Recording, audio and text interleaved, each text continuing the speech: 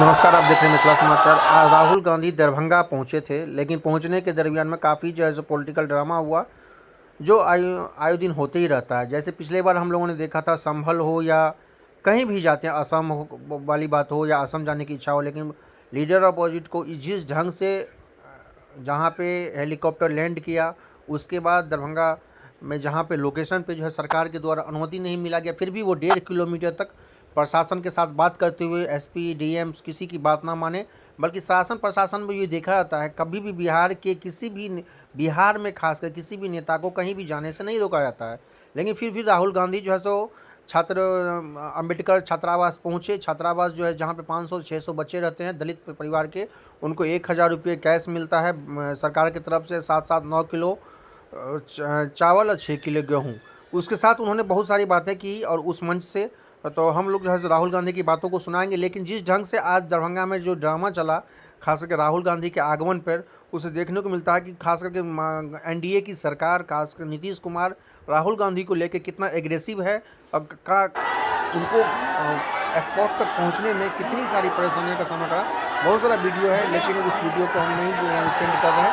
फिर हम ये बता रहे हैं कि वो जब पहुँचे थे सभा स्थल पर, किस ढंग से उनका आयोजन हुआ और वहाँ पे छात्रों से बात किया, अपने भी बात किए। आइए सुनते हैं राहुल गांधी की कुछ बातें, और साथ साथ जो है सो वहाँ के कुछ युवाओं, जो छात्र युवा नेता हैं, उन्होंने राहुल गांधी से क्या बातें रखी और क्या सवाल रखा। लेकिन आए दिन एनडीए की सरकार ये जो नेताओं को नहीं जाने की जो प्रवृत्ति है, जिस ढंग से बिहार में खासकर नीतीश कुमार की ये सरकार कहीं न कहीं नाकाम सरकार की जो है जो विपक्ष जो एलोपी है, नमस्कार, नहीं जाने तो अब सुनते हैं राहुल गांधी क्या कहते हैं। एक सेकंड शांत हो जाए। सबसे पहले मैं आप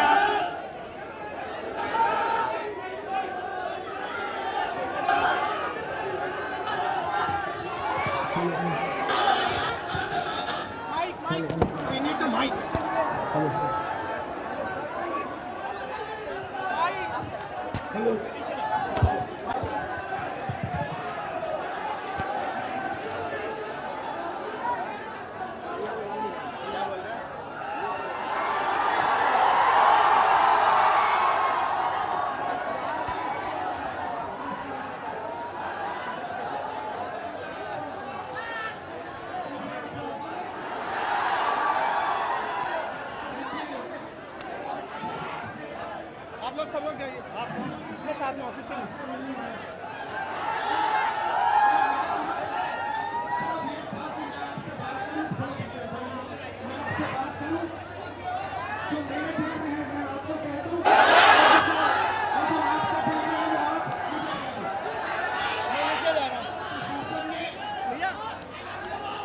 पूरी तरह रोकने की कोशिश की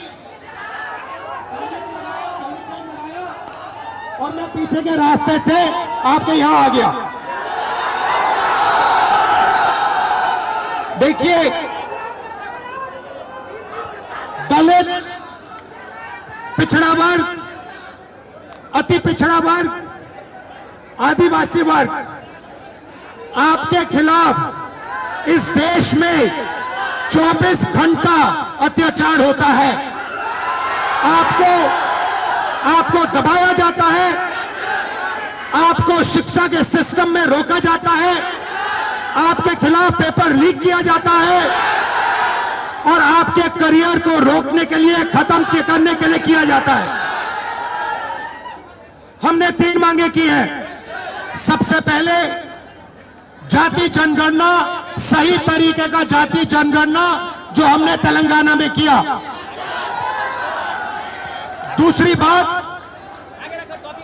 कानून, हिंदुस्तान का कानून है कि प्राइवेट कॉलेजेस और यूनिवर्सिटीज में आरक्षण होना चाहिए और ना नरेंद्र मोदी ना बिहार की सरकार उस कानून को लागू कर रही है। इसीलिए हम उन पर दबाव डालेंगे और जब तक, मैं बता रहा हूं, जैसे मैं यहां आया हूं ना, रोक नहीं पाए, वैसे ही नहीं रोक पाएंगे जब तक इन्होंने प्राइवेट इंस्टीट्यूशंस में रिजर्वेशन नहीं किया। तब तक हम आगे बढ़ते जाएंगे, लड़ते जाएंगे, क्योंकि आप 90% हो। आप अपनी स्ट्रेंथ समझो। आपको भटकाकर, डराकर, दबाकर, आपके ध्यान को इधर उधर करके आपको रोका जाता है। इस देश में आपके लिए कोई जगह नहीं है। 90% के लिए इस देश में कोई रास्ता नहीं है। आप ब्यूरोक्रेसी को देखो, सीनियर ब्यूरोक्रेसी में आपके कितने लोग, जीरो। आप कॉर्पोरेट इंडिया को देखो, कॉर्पोरेट इंडिया में आपके कितने लोग, जीरो। आप हाई कोर्ट्स देखो, आपके कितने लोग, जीरो। आप एजुकेशन सिस्टम के मालिकों को देखो, मेडिकल सिस्टम के मालिकों को देखो, आपके लोग कितने, जीरो। मगर मनरेगा की लिस्ट निकालो, आपके लोगों से भरी हुई है।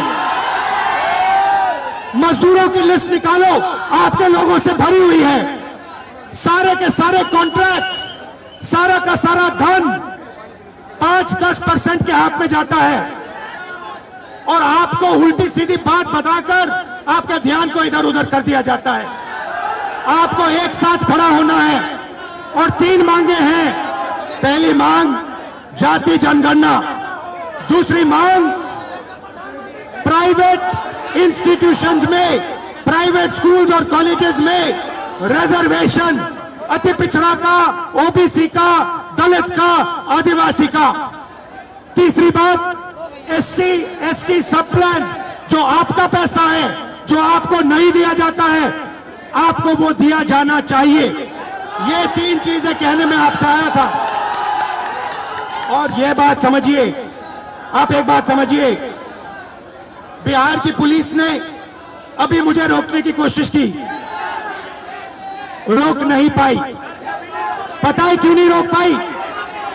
नहीं, इसलिए नहीं रोक पाई क्योंकि आपकी शक्ति मेरे पीछे है। आपकी शक्ति मेरे पीछे है, इसीलिए कोई, दुनिया की कोई शक्ति उसको रोक नहीं सकती है। हमने कहा, हमने नरेंद्र मोदी से कहा, पार्लियामेंट में कहा, तुम्हें जाति जनगणना करना पड़ेगा। हमने उससे कहा कि तुम्हें संविधान को यहां माथे पर लगाना पड़ेगा। नरेंद्र मोदी जी ने आपके दबाव से डरकर जाति जनगणना हिंदुस्तान में घोषित किया है। आपके दबाव से डरकर उन्होंने कॉन्स्टिट्यूशन अपने माथे पर लगाया है। मगर वो लोकतंत्र के खिलाफ है, संविधान के खिलाफ है, जाति जनगणना के खिलाफ है, और जो 90% हिंदुस्तान की गरीब आबादी है, अति पिछड़ा, दलित, आदिवासी, माइनॉरिटीज, ये इन सब के खिलाफ है।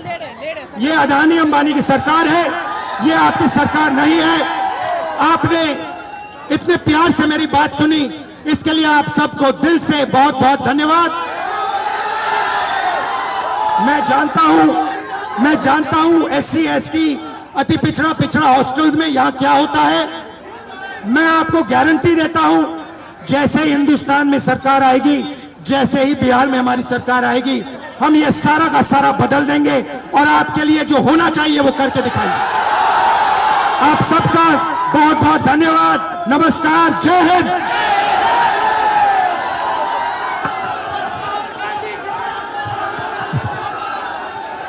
जय भीम, जय भीम, जय भीम। Thank you. जय भीम, और ताकत से जय भीम। नमो बुद्धाय।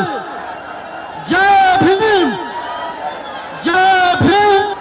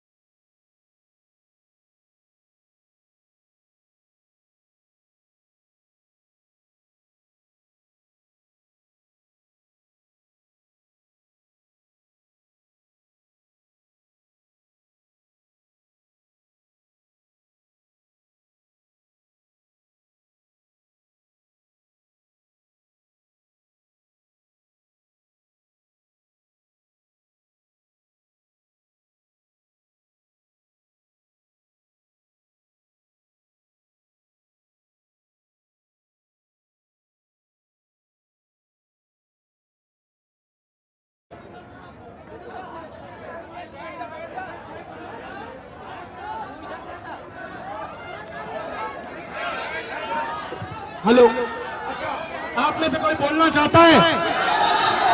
आ जाओ, आ जाओ।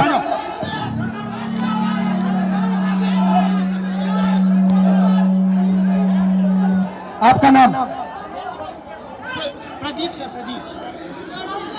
यहाँ पे आपके हॉस्टल में क्या हालत है, थोड़ा बताइए मुझे। सर हॉस्टल की हालत बहुत खराब है, हॉस्टल की हालत बहुत दयनीय है। हम लोग बहुत बुरी स्थिति में रहते हैं सर। यहाँ की जो प्रशासन है उसके द्वारा बीच बीच में मानसिक प्रताड़ना दी जाती है हॉस्टल को खाली करवाकर। सर आपसे बहुत उम्मीद है, आपसे उम्मीद इसलिए है कि आप नेता प्रतिपक्ष है और आप हमारे देश के अगले यशस्वी प्रधानमंत्री है सर, तो आपसे बहुत उम्मीद है सर। आपसे रणनीति इसलिए आपके साइड से, आप सबके साइड से लोकसभा में मैं कौन सा मुद्दा उठाऊं? सर लोकसभा में सर जो दलित के साथ भेदभाव होता है और शिक्षा का सर जो बजट है दिन पर दिन घटता जा रहा है और कल्याण विभाग की जो सर बजट है वो घटती जा रही है। दलित की शिक्षा तो सर दलित की शिक्षा योजना स्तर पे मिलती है लेकिन उसको जमीनी स्तर पे नहीं मिलती है सर। ये जो नई शिक्षा नीति है इसमें सर दलित विरोधी है, इसको डिजिटलाइज करने की बात की जा रही है, जबकि हमारे समाज में सर बहुत से लोग डिजिटल से बहुत दूर है, उनको डिजिटल का डी भी नहीं पता है। तो इसके लिए सर कुछ किया जाए और जमीनी स्तर पे किया जाए सर। आपसे उम्मीद है सर आप कर सकते हैं सर। ये जो पूरा शिक्षा का सिस्टम और स्वास्थ्य का सिस्टम प्राइवेटाइज हो रहा है, इसके बारे में आप क्या सोचते हो? सर ये सर प्राइवेटाइज करने का सर ये सरकार की जो मंशा है सर, उसे SC ST OBC को दूर रखा जाए सिस्टम से सर। हम लोग शुरू से सिस्टम से दूर रहे, न हमारा मीडिया में कोई है, न हमारा उद्योगपति कोई है, न हमारा बड़ा बड़ा ब्यूरोक्रेट्स में कोई है। तो सर हम लोग को जो उसमें भागीदारी है वो देनी चाहिए सरकार को। मीडिया के बारे में बताइए थोड़ा। सर जो मीडिया गोदी मीडिया है, गोदी मीडिया सर हम लोग को दिखाती नहीं है, हमारा लोग मेन स्ट्रीम मीडिया में है नहीं, तो हम लोग चाहते हैं कि हम लोग का मीडिया प्रतिनिधित्व हो। और सर दरभंगा में जर्नलिज्म के लिए कॉलेज हो, जर्नलिज्म के लिए कॉलेज नहीं है, हम लोग जर्नलिज्म करना भी चाहते हैं तो वो प्लेटफॉर्म नहीं मिलती है सर। इसकी हाई एजुकेशन फीस इतनी होती है कि हमारे फीस पे नहीं कर पाते हैं, इसलिए हम लोग कोर्स नहीं कर पाते हैं सर। यूनिवर्सिटी में जो है कोर्स समय पर नहीं होता है, यूनिवर्सिटी में जो है सर बहुत फीस। आप क्या पढ़ते हो? सर मैं अभी DLED कर रहा हूँ सर, सेकेंड ईयर में बाइट माधोपट्टी का हंगा से। कैसा चल रहा है? सर DLED तो ठीक चल रहा है लेकिन सर आगामी TRE 4 है जिसमें 23-25 वालों को मौका मिले, इसके लिए भी हम लोग प्रोटेस्ट किए हैं सर, कर रहे हैं सर। और माता पिता क्या करते हैं, भाई बहन कितने हैं? सर मेरे माता पिता सर, मम्मी तो गृहिणी है, पापा एक मामूली ड्राइवर है सर। पापा जो है 300-400 दिहाड़ी पे काम करते हैं सर। हम लोग बहुत गरीब तबके के साथ हैं, अगर ये हॉस्टल नहीं होती तो हम लोग को एक ऐसा प्लेटफॉर्म नहीं मिलता, हम लोग नहीं पढ़ते, इसलिए ये हॉस्टल है। और सर एक और मांग आपसे हम लोग करना चाहेंगे कि सर ये हॉस्टल है, हम लोग यहाँ मैट्रिक इंटर ग्रेजुएशन कर लेते, क्या मैट्रिक इंटर ग्रेजुएशन करने से हम लोग को नौकरी मिलेगी? नहीं मिलेगी। तो कंपटीशन के लिए एक छात्रावास होना चाहिए, PG छात्रावास दलितों के लिए होना चाहिए, जिससे कि हम लोग आगे की पढ़ाई कर सके और देश के विकास में अपना योगदान दे सके सर। भाई बहन और पापा मामा से मेरी नमस्ते कर देना। Thank you brother.